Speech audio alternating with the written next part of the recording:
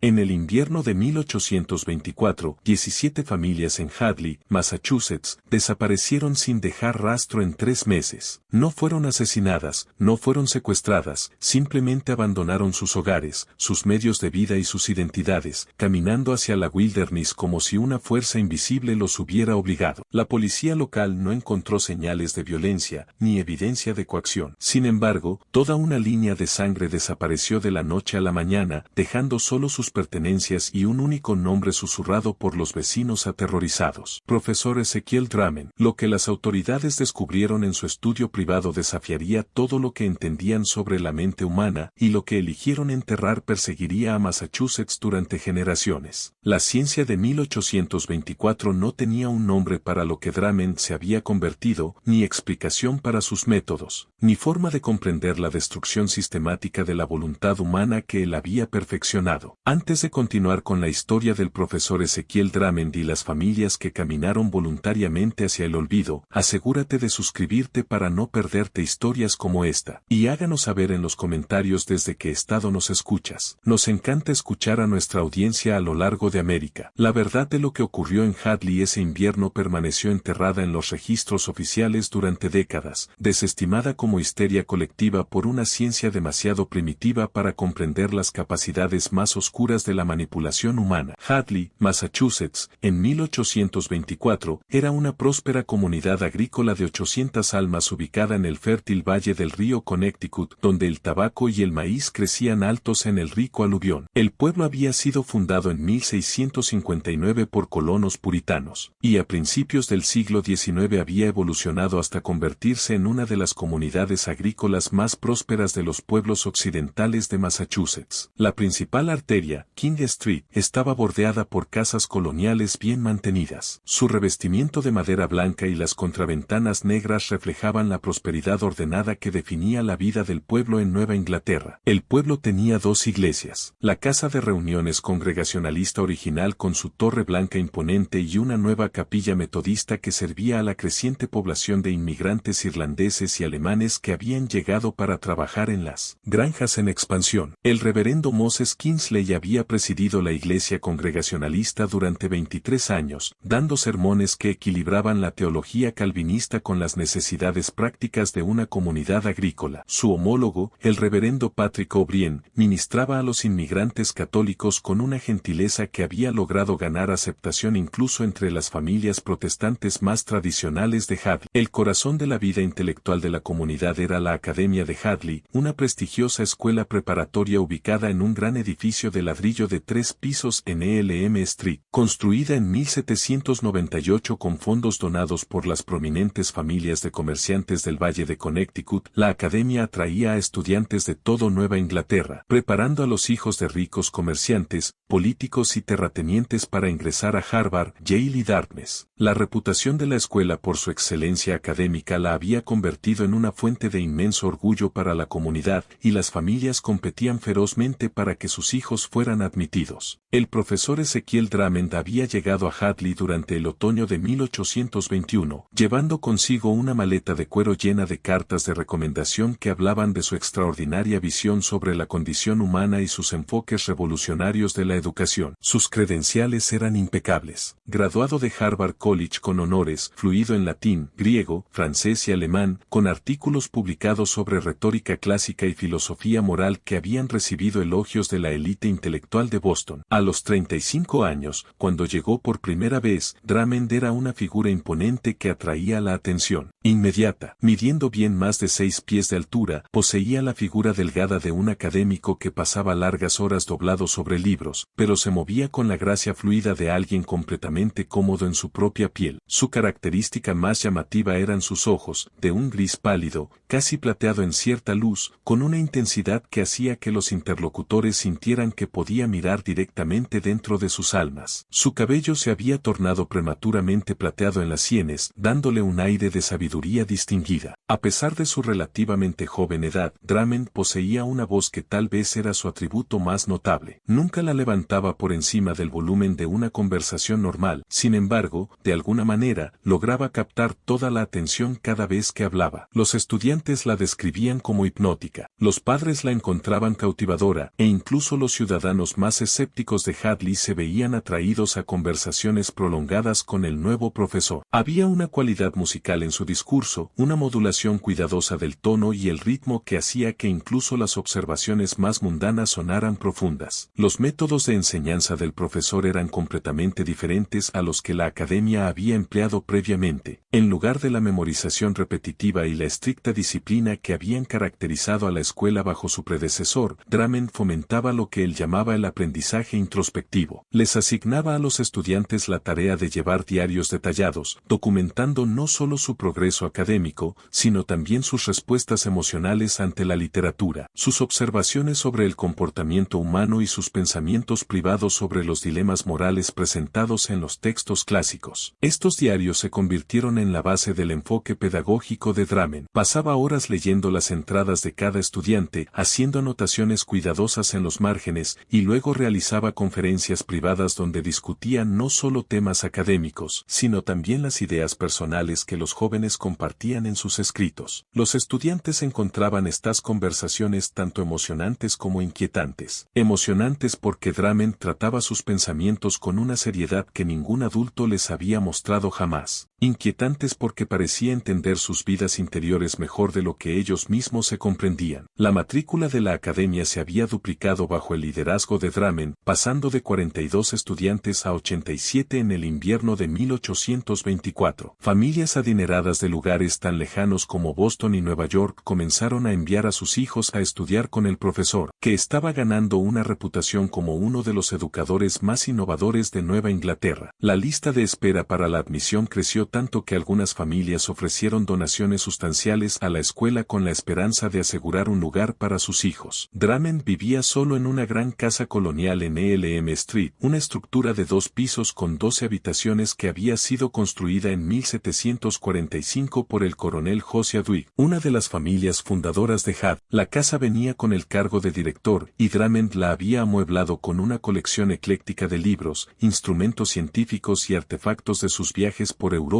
durante sus años de estudiante. Los vecinos notaron que no empleaba sirvientes, prefiriendo mantener la gran casa él mismo, y que no recibía visitas, viviendo en una soledad académica que algunos consideraban admirable, mientras que otros pensaban que era peculiar. Su rutina diaria era tan precisa como un reloj. Se levantaba cada mañana a las 5, pasando una hora en su estudio privado, revisando los diarios que sus estudiantes le habían entregado el día anterior. A las 6, tomaba un desayuno solitario en su comedor mientras leía la correspondencia que llegaba regularmente de sus colegas de varias universidades. Las clases comenzaban a las 7:30 en punto, y Drummond enseñaba sin parar hasta las 3 de la tarde, con solo una breve pausa para una ligera comida al mediodía en su oficina. Pero fue su rutina nocturna la que empezó a atraer la atención en toda la comunidad. Cada noche, a las 6 en punto, sin importar el clima, Drummond salía de su casa con un largo abrigo negro y un diario de cuero en las manos. Caminaba por las calles de Hadley durante exactamente 2 horas, siguiendo una ruta que lo llevaba pasando por las casas de las familias más prominentes del pueblo. Caminaba lentamente, deliberadamente, deteniéndose con frecuencia para observar las casas con la intensidad de un arquitecto estudiando planos. La señora Abigail Harwell, cuya casa estaba en la esquina de Elm y King Streets, tenía la mejor vista de los paseos nocturnos de Drummond. Más tarde describiría su comportamiento al alguacil Thomas Brewster. Se detenía en cada puerta de jardín, a veces durante 5 o 10 minutos a la vez, estudiando las casas como si estuviera memorizando cada detalle. Llevaba ese diario a todas partes, y a menudo lo veía tomando notas mientras observaba. Cuando una vez le pregunté qué estaba escribiendo, sonrió de esa peculiar manera que tenía y dijo que estaba realizando observaciones antropológicas, estudiando cómo vivía la gente en su entorno natural. Otros vecinos confirmaron observaciones similares. Drummond se posicionaba donde podía observar a las familias a través de las ventanas durante las horas de la tarde, cuando las cortinas aún no se habían cerrado. Parecía particularmente interesado en los momentos de interacción familiar, padres disciplinando a los hijos, esposos y esposas conversando, hermanos jugando. Su atención era tan enfocada y sostenida que varios residentes comenzaron a cerrar sus cortinas más temprano por la noche, sintiéndose incómodos bajo su escrutinio. Cuando le preguntaban sobre estas observaciones, los padres preocupados, Drummond desviaba la atención con explicaciones académicas sobre su interés en la antropología doméstica y las dinámicas sociales de las comunidades rurales. Hablaba sobre escribir un tratado sobre la vida familiar americana que contribuiría al emergente campo de la filosofía social. Sus explicaciones siempre eran plausibles, pronunciadas con tal autoridad intelectual que quienes lo cuestionaban se sentían tontos por haber planteado preocupaciones sobre lo que claramente era una investigación académica legítima. El invierno de 1824 llegó temprano y con una severidad inusual. La nieve comenzó a caer a fines de noviembre y continuó intermitentemente a través de diciembre,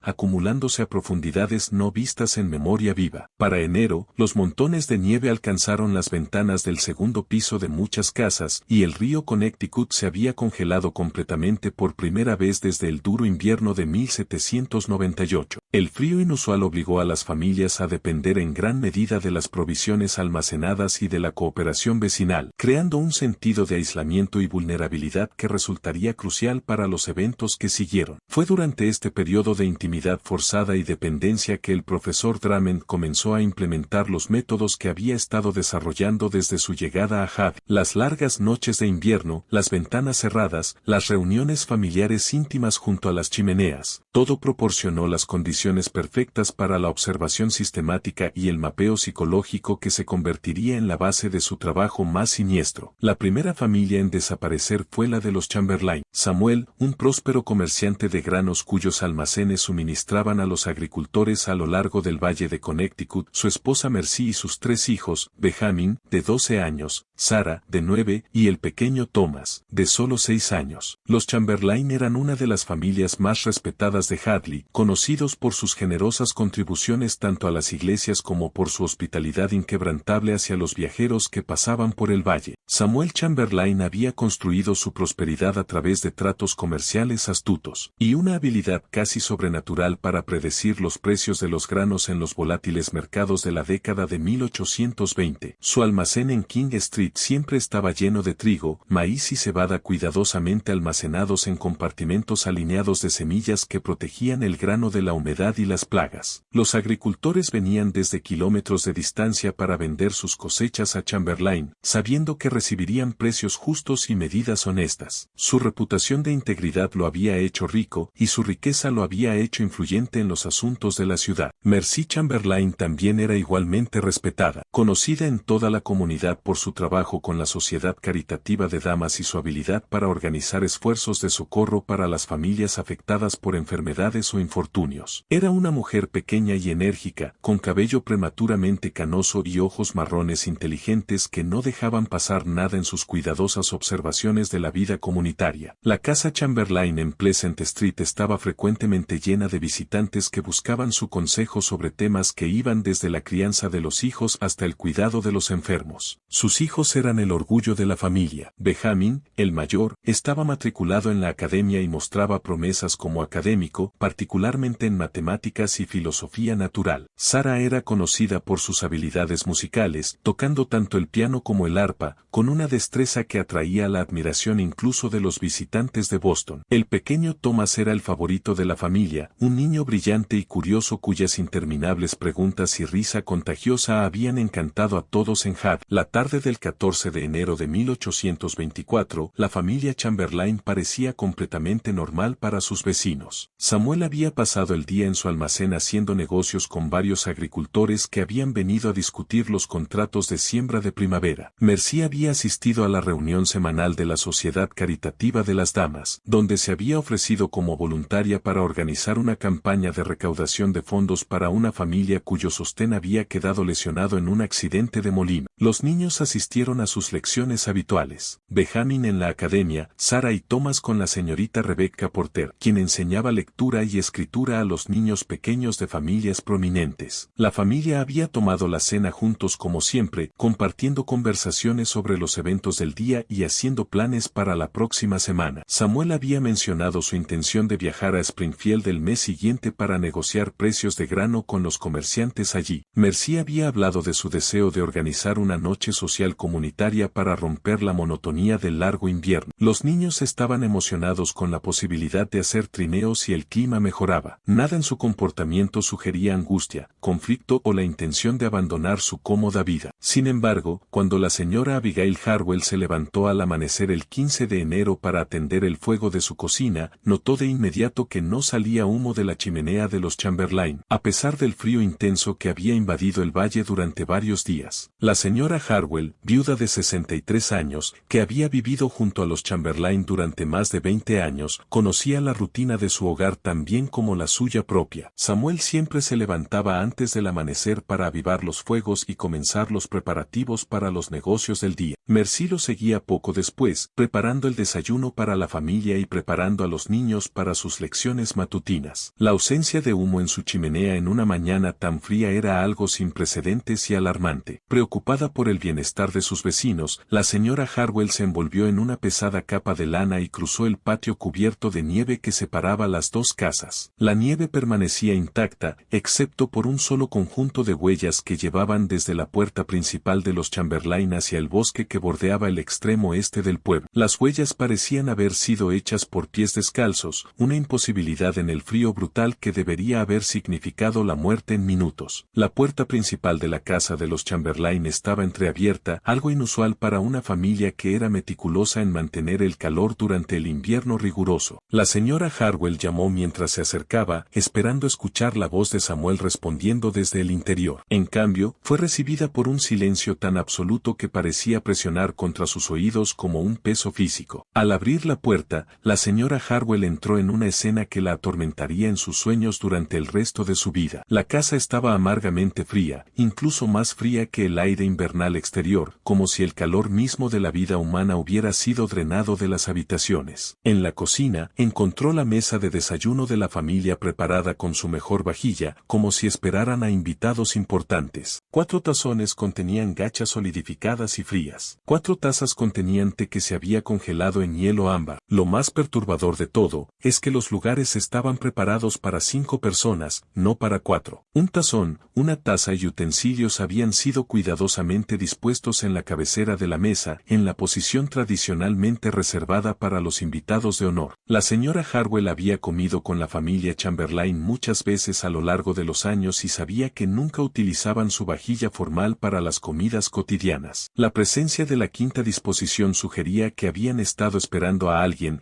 lo suficientemente importante como para merecer sus mejores platos. En la sala, encontró los libros escolares de los niños abiertos sobre la mesa de escribir, con plumas caídas a mitad de frase, como si los jóvenes académicos simplemente hubieran dejado de escribir en medio de sus tareas. El ejercicio de traducción de latín de Benjamin estaba a medio completar, la tinta aún no suficientemente húmeda como para mancharse cuando la señora Harwell accidentalmente rozó la página. La música de Sarah había quedado abierta en el pianoforte, un invento de Buck que había estado practicando durante semanas. Los juguetes de madera de Thomas estaban esparcidos por el suelo en el patrón preciso de un juego interrumpido, no abandonado. Más misteriosamente, el invierno de la familia. La ropa colgaba ordenadamente en los ganchos junto a la puerta principal. Abrigos gruesos de lana, guantes forrados de piel, bufandas de lana tejidas y botas de cuero resistentes, todas las prendas protectoras esenciales para sobrevivir al brutal frío de enero, permanecían en la casa. Si los Chamberlain se habían ido voluntariamente, habían salido en temperaturas que podrían matar a una persona expuesta en una hora, vistiendo nada más que su ropa interior. Los gritos de la señora Harwell hicieron que los vecinos corrieran desde todas las direcciones, sus voces creando una cacofonía de alarma que rompió el silencio de la mañana invernal. El oficial Thomas Brewster llegó en minutos, habiendo oído el alboroto desde su casa, a 3 calles de distancia. Un hombre metódico que había servido como principal oficial de la ley de Hadley durante 12 años, Brewster comenzó inmediatamente un examen sistemático de la escena. No encontró signos de lucha en ninguna parte de la casa. Los muebles permanecían en su lugar. Nada estaba volcado ni desplazado, y no parecía faltar ningún artículo de valor. La caja fuerte de Samuel, escondida detrás de un panel falso en su estudio, contenía $47 en monedas de plata y billetes, una suma considerable que ningún ladrón habría pasado por alto. Las joyas de Mercy, incluida una cadena de perlas que perteneció a su abuela, estaban intactas en el tocador de su dormitorio. El ganado de la familia en el granero matadero detrás de la casa había sido alimentado y regado esa misma mañana. La paja fresca llenaba el pesebre. La vaca había sido ordeñada. Y los pollos habían recibido grano. Alguien había realizado estas tareas esenciales con el mismo cuidado y atención que Samuel les daba todos los días. Sin embargo, él y su familia no se encontraban por ninguna parte. Lo más desconcertante de todo era el conjunto de huellas que llevaban de la puerta principal hacia el bosque. El oficial Brewster, que había crecido cazando en los bosques alrededor de Hadley, reconoció inmediatamente que estas huellas habían sido hechas por pies humanos descalzos. 4 juegos de huellas, 2 de tamaño adulto y 2 más pequeñas, llevaban directamente desde la casa en una línea perfectamente recta, como si la familia hubiera caminado con un propósito unificado hacia un destino específico. Pero las huellas contaban una historia imposible. La nieve tenía más de 2 pies de profundidad, y la temperatura no había subido por encima de 0 grados Fahrenheit en 3 días. Ningún ser humano podría caminar descalzo a través de tales condiciones durante más de unos minutos sin sufrir una congelación tan severa que haría imposible seguir caminando. Sin embargo, las huellas no mostraban signos de tropiezos, ni de angustia o prisa, ni evidencia de que los caminantes hubieran experimentado alguna dificultad en absoluto. El grupo de búsqueda que se formó esa tarde incluyó a todos los hombres capaces de Hadley y varios de pueblos vecinos. Dirigidos por el oficial Brewster y organizados por el Dr. Jeremiah Edrick, el hombre más educado de la comunidad, los buscadores siguieron las huellas tanto como pudieron. Las huellas llevaban en línea recta durante casi media milla, cruzando campos y muros de piedra con precisión mecánica, sin desviarse nunca de su rumbo hacia el este. En el borde del bosque de árboles viejos que separaba Hadley de la naturaleza más allá, las huellas simplemente desaparecieron. No gradualmente, no oscurecidas por el viento o la nieve que caía, sino que terminaron abruptamente como si las 4 personas que las habían hecho simplemente hubieran dejado de existir. Los buscadores recorrieron el bosque durante 3 días, llamando los nombres de la familia hasta que sus voces se agotaron, examinando cada tronco caído, cada depresión en la nieve, cada refugio posible donde las 4 personas pudieran haberse refugiado. No encontraron nada, ninguna ropa, ningún cuerpo, ningún signo de que seres humanos hayan pasado por allí. Fue como si la familia Chamberlain hubiera caminado hasta el borde del mundo conocido y hubiera dado un paso hacia la nada, dejando atrás solo el misterio de su desaparición y el miedo creciente de que algo sobrenatural había visitado su pacífica comunidad. Lo que más perturbó a los buscadores, sin embargo, no fue lo que encontraron en el bosque, sino lo que recordaron de los días previos a la desaparición. Varios hombres recordaron haber visto al profesor Drummond hablando con Samuel Chamberlain fuera de la tienda general de Henderson solo 2 días antes de la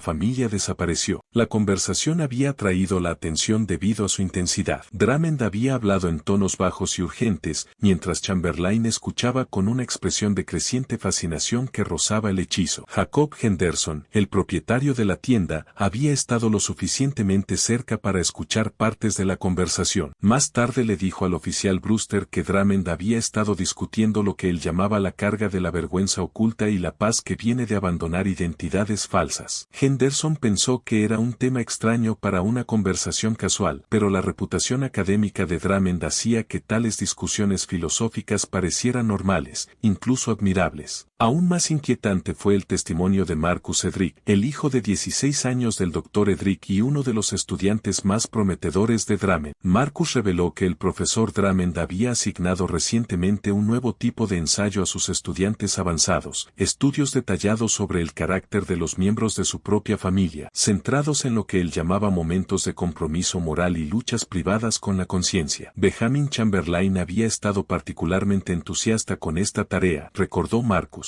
Había pasado horas en la biblioteca de la academia investigando la historia de su familia y entrevistando a familiares mayores sobre los eventos de la juventud de sus padres. Su ensayo final, que había entregado al profesor Drummond justo una semana antes de la desaparición, había contenido información sobre los tratos comerciales de su padre que Benjamin afirmaba que explicaban por qué su padre a veces parecía tan preocupado durante sus oraciones. Cuando el oficial Brewster solicitó examinar el ensayo de Benjamin, el profesor Drummond explicó que todo el trabajo estudiantil era confidencial y que liberarlo sin permiso violaría la confianza esencial de sus métodos educativos. motivos. La explicación fue razonable, el rechazo educado pero firme, y Brewster carecía de autoridad legal para exigir acceso a materiales académicos. Pero la coincidencia inquietó a muchos en la comunidad. El profesor Drummond había adquirido de alguna manera un conocimiento detallado sobre la vida privada de la familia Chamberlain a través de la tarea de sus estudiantes. Había involucrado a Samuel en una intensa conversación filosófica sobre la vergüenza y la identidad oculta, y en cuestión de días, toda la familia había desaparecido sin explicación. Las conexiones parecían obvias, sin embargo, probar algún delito era imposible cuando no se había cometido ningún crimen que alguien pudiera identificar. La desaparición de la familia Chamberlain fue solo el comienzo de un horror que transformaría a Hadley en una comunidad paralizada por el miedo y la sospecha. Si estás disfrutando esta investigación sobre uno de los misterios más perturbadores de Nueva Inglaterra, dale me gusta y cuéntanos en los comentarios si has oído historias similares en tu región. No olvides suscribirte. Tenemos muchos más casos históricos oscuros que desafiarán todo lo que crees saber sobre la naturaleza humana. A medida que enero daba paso a febrero, el misterio sobre el destino de la familia Chamberlain se convirtió en el único tema de conversación en las casas, tiendas e iglesias de Hadley. Algunos residentes comenzaron a cerrar sus puertas con llave por primera vez en sus vidas. Otros comenzaron a viajar en grupos, temerosos de aventurarse solos, y algunos empezaron a observar al profesor Drummond con nuevos ojos, preguntándose qué papel podría haber jugado el misterioso educador en la desaparición de una de las familias más respetadas de su comunidad. A medida que las semanas tras la desaparición de los Chamberlain se extendían a un mes, el misterio generó teorías que iban desde lo racional hasta lo bizarro en toda la comunidad unida de Hadley. Los residentes más prácticos sugirieron que el negocio de grano de Samuel había atraído la atención de bandidos que, de alguna manera, habían coaccionado a la familia para que abandonara su hogar y accediera a dinero o bienes ocultos. Otros señalaron la inusual severidad del invierno, especulando que la familia había sucumbido a una forma de locura estacional provocada por la aislación y el frío. Los ciudadanos más inclinados a lo religioso susurraron sobre un juicio divino, sugiriendo que algún pecado oculto había traído la ira de Dios sobre los Chamberlain. Esta teoría ganó fuerza cuando el reverendo Moses Kingsley mencionó en su domingo sermón que la familia había faltado a los servicios religiosos 2 veces en los últimos meses, una ausencia sin precedentes que algunos interpretaron como evidencia de retroceso espiritual. Los inmigrantes católicos, liderados por el reverendo Patrick O'Brien, contraatacaron con teorías sobre maldiciones antiguas relacionadas con la propia tierra, basándose en el folclore de su Irlanda natal sobre lugares donde la tierra podía tragar a los vivos. Lo más perturbador de todo fueron los susurros sobre los espíritus indios y demonios del bosque, supersticiones que los ciudadanos racionales normalmente desestimaban, pero que se vieron considerando frente a un evento tan inexplicable. Los ancianos recordaban historias que sus abuelos les habían contado sobre los habitantes originales del Valle de Connecticut, sugiriendo que los Chamberlain de alguna manera habían violado terreno sagrado y habían sido reclamados por fuerzas que precedían el asentamiento europeo. El profesor Ezequiel Drummond parecía no estar particularmente preocupado por la creciente ansiedad de la comunidad, mientras otros organizaban grupos de búsqueda adicionales y celebraban reuniones de oración para pedir guía divina para localizar a la familia desaparecida. Él continuaba su rutina regular con una precisión mecánica que algunos encontraron tranquilizadora y otros pensaron que era indiferente de manera insensible. Sus caminatas nocturnas nunca cesaron, aunque varios residentes notaron que su ruta se había expandido para incluir calles que nunca había explorado antes, y su atención a las casas que pasaba se había vuelto aún más intensa. Los estudiantes de la academia informaron que los métodos de enseñanza de su profesor habían experimentado cambios sutiles pero significativos desde la desaparición de los Chamberlain. Había introducido nuevos ejercicios de escritura que requerían que analizaran las motivaciones psicológicas detrás de los personajes de la literatura clásica, centrándose especialmente en los momentos cuando los individuos decidían abandonar sus vidas anteriores en busca de verdades más elevadas. Sus tareas exigían cada vez más que los estudiantes examinaran sus propias familias con la perspectiva desapegada de científicos sociales documentando conversaciones privadas, patrones de comportamiento y evidencia de conflictos ocultos o culpas no resueltas. Estos ejercicios académicos habrían podido parecer inofensivos si no fuera por su inquietante especificidad. El profesor Drummond les pedía a sus estudiantes que identificaran que miembros de la familia parecían más agobiados por la vergüenza privada, quienes parecían esconder secretos del resto del hogar y quienes mostraban signos de lo que él denominaba fragilidad psicológica bajo presión. Los animaba a observar a sus padres y hermanos como estudios de caso de la debilidad humana, premiando las observaciones más perspicaces con elogios que hacían que los jóvenes se sintieran ansiosos por profundizar aún más en las vidas privadas de sus familias. Marcus Edric, el hijo de 16 años del Dr. Jeremiah Edric, se sintió particularmente atraído por estos ejercicios a pesar de la creciente inquietud sobre sus implicaciones. Marcus era un joven inteligente y sensible que siempre había sido cercano a su familia, pero los ejercicios del profesor Drummond lo obligaron a ver a sus padres y a su hermana menor Sara a través de una nueva lente que revelaba defectos y vulnerabilidades que nunca había notado antes. Bajo la guía de Drummond, Marcus comenzó a documentar la tendencia de su padre hacia la melancolía durante las largas noches de invierno, anotando cómo el Dr. Edric a veces se sentaba durante horas mirando el fuego con una expresión de profunda tristeza. Registró el hábito de su madre, Elizabeth, de revisar y volver a revisar las cerraduras de puertas y ventanas, un comportamiento que sugería ansiedad por la seguridad más allá de la cautela normal. Lo más preocupante de todo fue que se encontraba analizando las pesadillas ocasionales de Sara, de 12 años, preguntándose qué experiencias traumáticas podrían estar ocultas en la mente inconsciente de su hermana. El Dr. Jeremiah Edric era uno de los pocos hombres en Hadley con la suficiente educación y sofisticación intelectual para participar en una conversación filosófica con el profesor Drummond como igual. Graduado de la Escuela de Medicina de Yale, el Dr. Edric había acogido inicialmente la llegada del profesor, esperando discusiones estimulantes sobre literatura, ciencia y filosofía moral que ofrecerían compañerismo intelectual en una comunidad donde la mayoría de las conversaciones giraban en torno a la agricultura, el clima y los chismes locales. Sus primeras reuniones fueron todo lo que el Dr. Edric había esperado. El profesor Drummond resultó ser extraordinariamente culto, hablaba con fluidez varios idiomas y era capaz de discutir temas complejos, que iban desde la filosofía política europea hasta los últimos desarrollos en la ciencia médica. Mostró un interés particular por el conocimiento del Dr. Edric sobre la anatomía y fisiología humanas, haciendo preguntas detalladas sobre la relación entre la salud física y el estado mental, lo que demostraba una comprensión sofisticada de las conexiones emergentes entre la mente y el cuerpo. Pero a medida que sus conversaciones continuaron durante los meses de otoño e invierno, el Dr. Edric comenzó a notar patrones preocupantes en el pensamiento de Drummond. El profesor parecía obsesionado con la debilidad y vulnerabilidad humana, dirigiendo constantemente las discusiones hacia temas como la manipulación psicológica, el punto de quiebre de la resistencia humana y los métodos mediante los cuales una persona podría obtener control total sobre la voluntad de otra. Hablaba de estos asuntos no con la desapego clínico de un académico, sino con un entusiasmo que rozaba la excitación. Lo más perturbador era el aparente conocimiento de Drummond sobre detalles íntimos de las familias a lo largo de Hadley, un conocimiento que iba mucho más allá de lo que cualquier recién llegado debería haber podido adquirir a través de una interacción social casual. Durante sus conversaciones, hacía referencias casuales a consultas médicas privadas, disputas familiares que el Dr. Edric había presenciado y luchas personales de los miembros de la comunidad que solo deberían haber sido conocidas por sus amigos y familiares más cercanos. Cuando el Dr. Edric preguntó cómo había adquirido tal información detallada sobre la vida privada de los residentes de Hadley, el profesor Drummond sonrió y habló vagamente de sus estudios antropológicos y su talento para leer los sutiles signos del comportamiento humano. Afirmó que una observación y análisis cuidadoso podían revelar mucho más sobre las personas de lo que ellas mismas se daban cuenta, sugiriendo que la mayoría de los individuos eran transparentes para cualquiera que tuviera suficiente conocimiento de psicología y naturaleza humana. La creciente inquietud del Dr. Edric se intensificó drásticamente al observar los cambios en el comportamiento de su hijo Marcus durante los meses de invierno. El chico, que antes era abierto y comunicativo con su familia, comenzó a exhibir un comportamiento secreto y calculador que parecía completamente ajeno a su personalidad cálida y confiada. Marcus empezó a estudiar a los miembros de su familia con una fría y analítica atención, observando a sus padres y hermana como si fueran especímenes bajo un microscopio, en lugar de las personas que más amaba en el mundo. La transformación fue gradual pero inconfundible. Marcus comenzó a hacer preguntas incisivas sobre el pasado de sus padres, su relación, sus preocupaciones y miedos privados. mostró un interés inusual por los asuntos financieros de la familia, queriendo saber sobre deudas, inversiones y relaciones comerciales que nunca le habían preocupado antes. Lo más alarmante de todo fue que empezó a hacer observaciones sobre el estado psicológico de su familia que demostraban una sofisticación mucho más allá de sus años y un desapego clínico que heló la sangre de su padre. Durante una conversación particularmente perturbadora a finales de enero, Marcus había analizado el comportamiento de su madre con la fría precisión de un alienista entrenado. Habló sobre los patrones subyacentes de ansiedad de ella, sus mecanismos compensatorios para gestionar la culpa no resuelta y su vulnerabilidad a la presión psicológica durante periodos de aislamiento social. Cuando el Dr. Edric exigió saber dónde había aprendido un niño de 16 años tal terminología y conceptos, Marcus respondió que el profesor Drummond estaba enseñando a sus estudiantes avanzados a convertirse en observadores científicos de la naturaleza humana. La última campanada de alarma sonó cuando el Dr. Edric descubrió que su hijo había estado manteniendo registros escritos detallados de estas observaciones familiares. Registros que entregaba semanalmente al profesor Drummond como parte de sus tareas académicas. Marcus le mostró a su padre varias páginas de lo que él llamado su diario antropológico, describiendo el propio comportamiento del Dr. Edric con una indiferencia clínica que revelaba un conocimiento íntimo de sus pensamientos privados, miedos y preocupaciones profesionales. Las entradas del diario dejaban claro que Marcus había estado documentando sistemáticamente cada aspecto de la vida privada de su familia durante meses, registrando conversaciones que había escuchado, analizando respuestas emocionales a diversas situaciones e identificando lo que él llamaba puntos de presión psicológica que podrían usarse para influir en el comportamiento de los miembros de la familia. Al leer su propia vida diseccionada con una precisión analítica tan fría, el Dr. Edric sintió como si estuviera viendo a su familia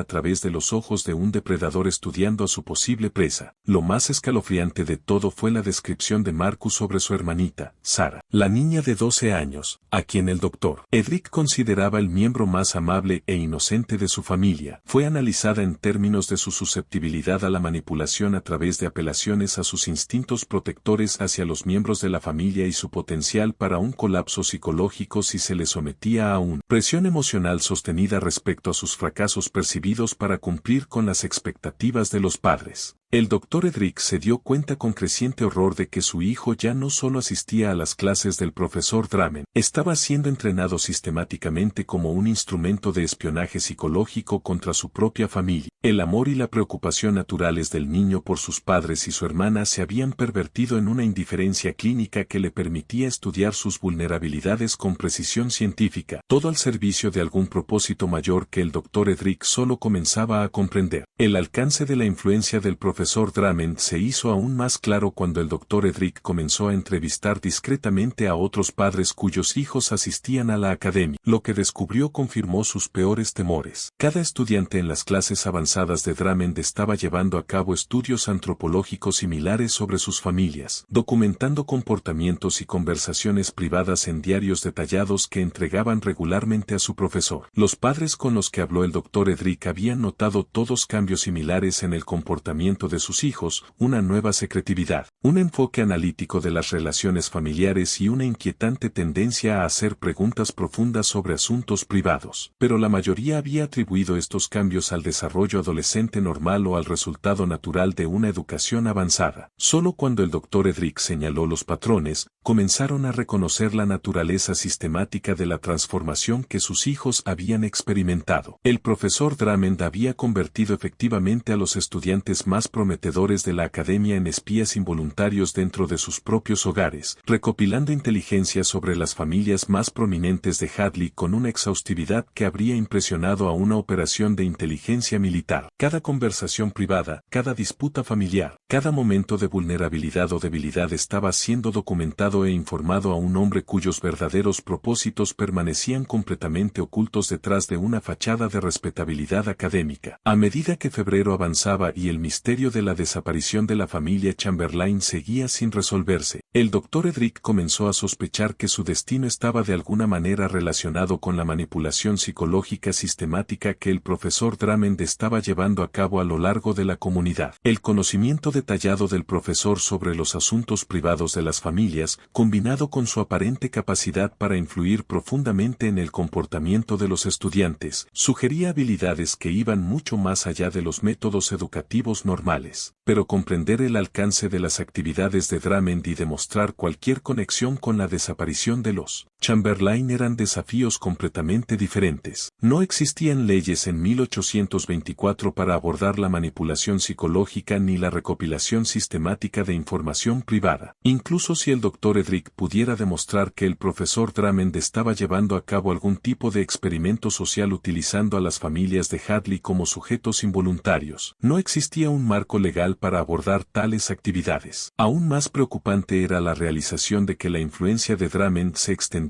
más allá de sus propios estudiantes. La investigación del Dr. Edric reveló que el profesor había conocido, sino una mujer absorta, como si una idea completamente nueva se estuviera apoderando de ella. Era como si todo lo que había conocido en la vida, todas las preocupaciones cotidianas, se hubieran desvanecido, recordó el reverendo más tarde. Ella lo escuchaba como si estuviera en trance. Este evento fue presenciado por varios miembros de la comunidad, quienes confirmaron la intensidad de la conversación entre Hannah Prescott y el profesor Drummond. Nadie sabía con exactitud de qué hablaban, pero algunos dijeron que parecía ser una discusión filosófica, aunque de una profundidad inusual, algo que normalmente no se esperaba en una conversación casual. El 23 de febrero de 1824, a la mañana siguiente, la familia Prescott desapareció de la misma manera que la familia Chamberlain, sin dejar rastro, con las huellas de pies descalzos en la nieve que llevaban hacia el bosque cercano. Como con los Chamberlain, el frío extremo y la nieve profunda hacían imposible que alguien pudiera caminar descalzo sin sufrir daño severo en cuestión de minutos. Y, sin embargo, las huellas eran claras y directas, siguiendo un camino preciso hacia la misma oscuridad inexplicable que había reclamado a los Chamberlains. La desaparición de los Prescott dejó a Hadley aún más desconcertada y aterrada. La comunidad comenzó a comprender que no se trataba de simples desapariciones o actos de violencia, sino de algo mucho más complejo. La conexión entre las desapariciones se estaba volviendo más evidente, aunque nadie sabía cómo o por qué. Al igual que antes, no había señales de lucha y la casa estaba perfectamente ordenada, como si los Prescott hubieran decidido irse de manera repentina, sin previo aviso. Al igual que con los Chamberlain, el reverendo Moses Kingsley se sintió alarmado por el cambio en Hannah Prescott después de su conversación con el profesor Drummond. El impacto de sus palabras y la transformación que observó en ella no fueron menores que los que el reverendo había presenciado en Samuel Chamberlain. Hannah, una mujer fuerte y respetada, ya no parecía ser la misma. Su mente había sido de alguna manera alterada, absorbida por una ideología desconocida que parecía tener el profesor Drummond como su centro. Los rumores comenzaron a circular más rápidamente en la comunidad. Mientras las familias de Hadley se reunían para orar por el regreso de los desaparecidos, algunas personas se preguntaban si el profesor Drummond estaba detrás de lo que estaba ocurriendo, utilizando sus habilidades para manipular a los demás con un poder que pocos podían entender. Los registros académicos de sus alumnos y la naturaleza de sus clases parecían proporcionar una pista inquietante de que la desaparición de las familias estaba conectada con las actividades aparentemente inocentes del profesor. Había conocido durante años, pero alguien experimentando lo que parecía ser una revelación espiritual profunda. La investigación del Dr. Edric reveló que William Prescott también había recibido visitas del profesor Drummond en su fragua. Bajo el pretexto de encargar trabajo metálico para la academia, Drummond había involucrado al herrero en discusiones filosóficas sobre la culpa, la redención y la carga de la vergüenza oculta. Se decía que estas conversaciones habían dejado a William profundamente perturbado, lo que le llevó a pasar largas horas por la noche leyendo